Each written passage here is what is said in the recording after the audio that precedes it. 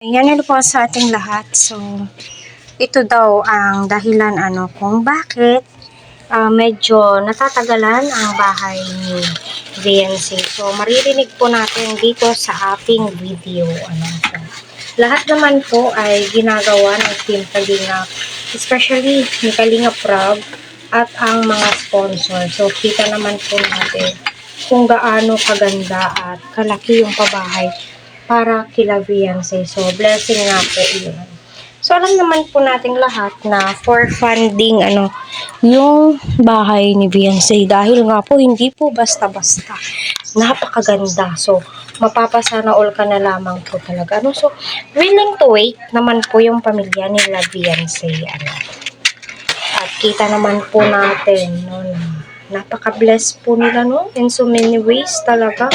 Yung mga sponsor ni Sir Leo D si Sir Leo D ay pangalawang nag-birthday doon, and held sa labas at doon pa sa bahay nila Beyonce. Kita mo po na masagana na po talaga yung pamumuhay nila Beyonce sa tulong po ni Sir Lady, especially sa ibang mga sponsor.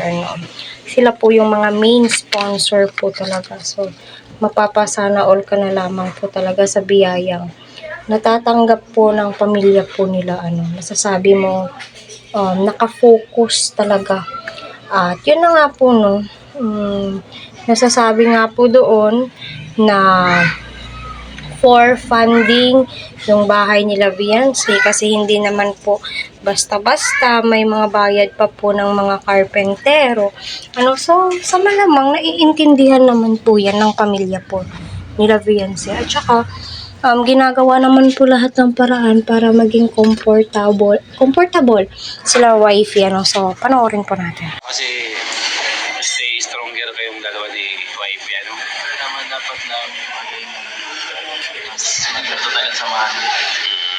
And kumusta yun ko bro kasi wala na akong update bro Ngayon lang naman baga ako napasama at sobrang busy ako sa trabaho ngayon. Ngayon bro, kumusta na yung bahay ni wifey? Na ba? Medyo malapit na? Malapit na yan. Mga ilang buwan na lang mo. Dalawa na siguro.